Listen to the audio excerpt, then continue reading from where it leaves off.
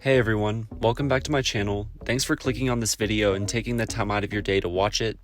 Today, I'm going to be talking all about the iconic American girl group Fifth Harmony. Fifth Harmony is a girl group that started on the X Factor, and when they came off, they had some of the most commercial and mainstream hits that we know today. I'm not just going to be talking about the girls though, I'm also going to be talking about their mistreatment, their overworked schedule, and just things between the girls that I feel like led to their indefinite hiatus in mid-2018. If you do like this video by the time it's over, please give it a like and subscribe. I would like to see you stick around for my next projects. I have been thinking about doing One Direction and Little Mix next. But yeah, with all that being said, let's get into the video.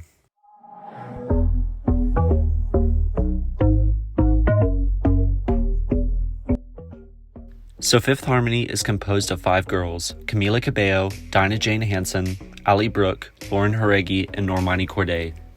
They all auditioned for season 2 of the X Factor USA and got through the audition round, but when they got to the next stage, which was boot camp, they were all eliminated as individuals. But the judges decided that they were too good to be let go of, so minutes later they were all called back onto the stage, and the girls were told that they could continue on in the competition as a girl group, and obviously the girls agreed. Thus, Fifth Harmony was born. The start of their X Factor journey together, though, was more or less rough. Almost every one of the first performances that the girls did together, the judges were constantly telling them that they needed to harmonize better and that they needed to click more as a group.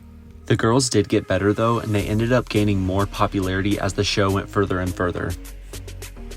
At the end of the show, the girls ended up placing at 3rd, which was a little devastating at the time, but it wasn't devastating for long because later they would announce that they were going to be signing with Psycho and Epic Records, who were both managed by Simon Cowell and L.A. Reid, who were both judges on the X Factor during the time the girls competed.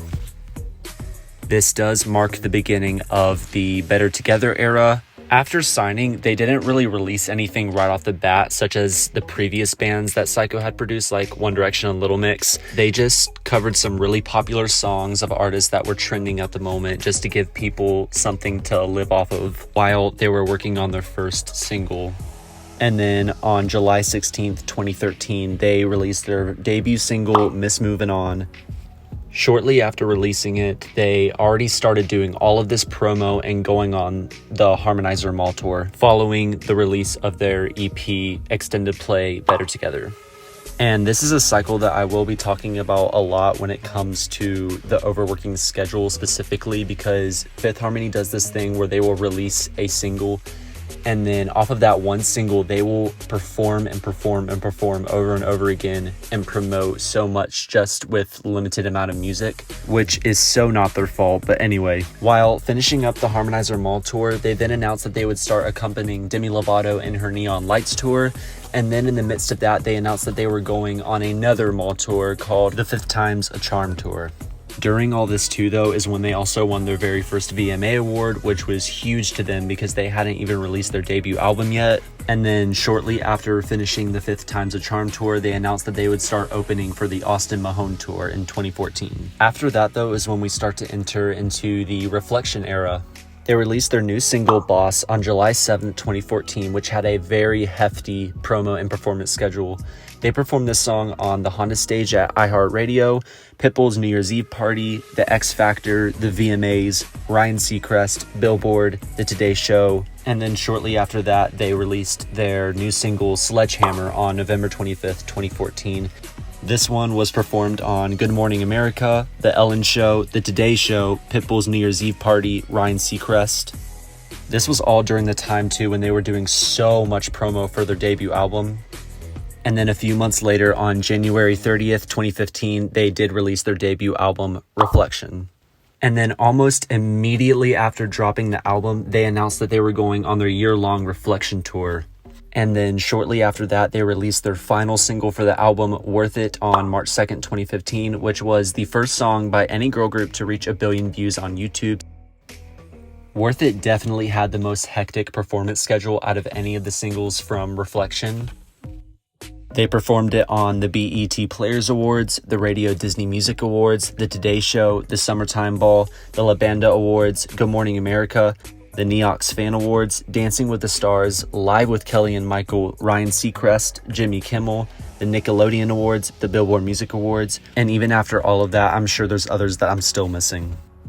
Towards the end of the Reflection tour, they released their promotional single for Hotel Transylvania 2, I'm in Love with a Monster, which had 2 key performances with Jimmy Kimmel and Ryan Seacrest. And then this is around the time too when Camila Cabello does her first collaboration outside of the group with Shawn Mendes with I Know What You Did Last Summer. And after that is when the Reflection era comes to a close and the beginning of the 727 era starts. Before they even finished their Reflection tour, they went ahead and announced that they were already working on their next studio album that would come out in May 2016. And then on February 26th of that year, they released their first single for their upcoming album, Work From Home. Work From Home is definitely their most well-marketed and most mainstream song that they have released. It is still to this day the most viewed music video by a girl group, and peaked at number 4 on the Billboard Hot 100. All that saying, it's the most successful song that they have released. They performed this song on The Ellen Show, Britain's Got Talent, Jimmy Kimmel, Billboard, the Honda Stage, the Live Lounge, the Chatty Man Show, DC New Year's Rockin' Eve, Live with Kelly and Michael, the People's Choice Awards, list goes on and on and on. And then on May 6, 2016, their last promotional single for the album was released, which was Right On Me. And then on May 27th, their second studio album was released, 727. Shortly after the release of their album, though, they released their next single, All in My Head Flex, on June 6th, 2016. And they performed this single on iHeartRadio Australia, Billboard, The Today Show, Dancing with the Stars, The Voice, and Sunrise. But while in the midst of performing for All in My Head Flex and promoting it, they announced that they were going on another tour, the 727 year-long tour that would last from June 2016 to April 2017. And then shortly after that, they released their last single from the album, That's My Girl, on September 19th, 2016. And that had 2 key performances at the AMAs and DC New Year's Rockin' Eve. Towards the end of the year, though, Camila did her second collaboration project outside of the group with Machine Gun Kelly when they released Bad Things on December 2nd, 2016. The girls did win a lot of awards, though, from the 727 era. They won 2 MTV VMAs, an EMA, a People's Choice Award, an AMA, 2 Much Music Video Awards, 2 Teen Choice Awards, and an iHeartRadio Music Award. Towards the end of the year, though, was when the announcement was made that Camila would be leaving Fifth Harmony. And it was also announced that the other girls were going to continue on as a 4-piece. And that brings us into the last and final era, the self-titled era. Kind of the same as last time, as they were finishing up the 727 tour, they had announced that they were going to release another album as a 4-piece. And it did take them a hot minute, but they did eventually on June 8, 2017, release their first single without Camila, which was Down. They then followed it up with performances on Good Morning America, the VMAs, and Jimmy Falcon. And then following that, they released their next single, Angel, on August 11th, 2017, while doing lots and lots of promo for their upcoming album. And then not long after, on August 25th, 2017, they did release their self-titled album, as well as their next single, He Like That. And then not long after, on September 8th, they released their last single, Deliver. And then shortly after that, they announced that they were going on their PSA tour that would start on September 27th. And then following that, in the mid of March 2018, we would come to find out that Fifth Harmony was going to be going on an indefinite hiatus.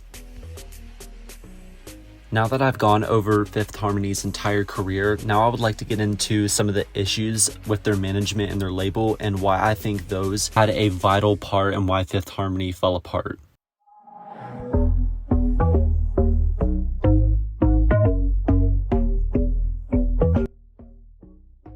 It always seemed like Camila was being singled out from the very beginning, especially in her X Factor days when Demi Lovato said, "Thank you, Demi. Who was the one that clicked for you? Demi?" Well, next up, we have my final contestant from my group. Demi, who was the one that clicked for you? Oh, they should figure that out on their own. I'm not going to say it right know, now. and I think they should know so they know how to work better together. I think that they should just all figure out you. Okay, Which one? It took a little interrogation. We all signed. Camilla? Yes, I think you guys should all learn something from her. So already it was thrown into people's minds that Camila was the front runner or leader or whatever you want to call it of the group. Fast forwarding to 727, that album is solely just Camila singing over almost every single member of the group. People have made versions of songs from 727 where they took Camila out and it sounds drastically different. But there are other instances as well where Camila is constantly pushed to be the vocal star of the group. In some other live performances as well, they would turn up Camila's mic 10 times louder than any of the other girls, and in some cases, they would just cut out some of the other girls' mics so that Camila could carry the tone. And I don't need no explanation, 'cause baby, you're the boss at home. You ain't gotta go to work. It's not just the fact that Camila was pushed to be this front runner of the group, it's also the fact that they reduced a lot of the singing parts for the other members. And two examples of that would be for Sledgehammer and Worth It, when they basically told Dinah and Lauren that they did not have the right pop sound to their voice that they were looking for in the song, and basically didn't have them sing in the song. I feel like Camila doing the collaborations with Shawn Mendes and Machine Gun Kelly were just results of her being pushed as the frontrunner of the group. This really isn't Camila's fault though, because this was a label that the management gave her and very much pushed on her since X Factor. And it's just sad because I feel like this is another huge reason why the girls lacked chemistry, especially towards the end of the career. There are so many red carpet pictures of Camila just standing like a mile away from the rest of the girls. Like, they couldn't have made it more obvious that Camila was supposed to be set apart from the rest of the group. Now that I've touched up on Camila and the girls, now let's talk about the management and why it was problematic.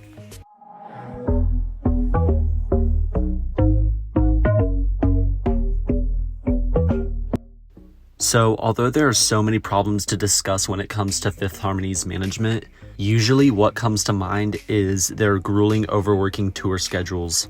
Going back to when they released their Better Together EP, it was just an EP and they already had them doing 3 tours plus accompanying 2 other artists on their tours while working on their Reflection album and promoing for it at the same time with no break in between. And unfortunately, the same kind of cycle was shown in their Reflection tour and their 727 tour, where they would do lots of promo for the album, release the album, and then go on tour immediately after releasing the album while still doing so many performances for singles from the album, with, again, no breaks in between. Also, as a little side note, they were also very underpaid while doing all of this. Now you may be wondering, that is so much work. What about their mental health? What if something comes up and they just cannot go on? And the simple answer that I give to you is that the management did not care. There were several cases that I'm going to get into where the girls simply could not go on and management just disregarded it simply to have them keep working. And this would result in the girls having multiple anxiety attacks and breakdowns while on stage.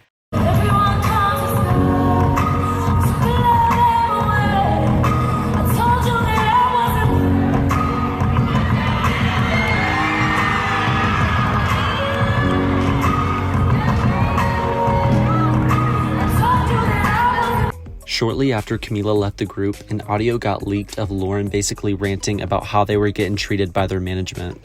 Decisions on a regular basis to f us over, to make us literal slaves, like literally slaves, Allie. We're doing labor every day and we see nothing. Camila also spoke up about all the anxiety that her and the group would have behind the scenes, before and after the shows. The only time that the management let off the gas pedal with all the promo and the performing was when Camila left the group. After Camila left, the girls peaked at number 42 on the Billboard Hot 100 compared to the year before when they peaked at number 4 with Camila. Another little side note that I would like to add is that their stylist did not know how to dress them. They would always show up to these award shows looking like 5 solo artists getting a picture together rather than a group, which again is just pointed back to their management, their stylists. All in all, I feel like Fifth Harmony could have lasted longer if they were simply treated more like a group. I feel like there were just so many cases where the girls were treated more like co-workers that were forced to work together rather than one cohesive unit. As for the girls now, they all look so much happier as solo artists, and hopefully there is some kind of a reunion in the future. That's all I have for today. Thanks again for watching this video, and again, if you liked it, please subscribe and comment down below who you think I should talk about next. Until next time, peace.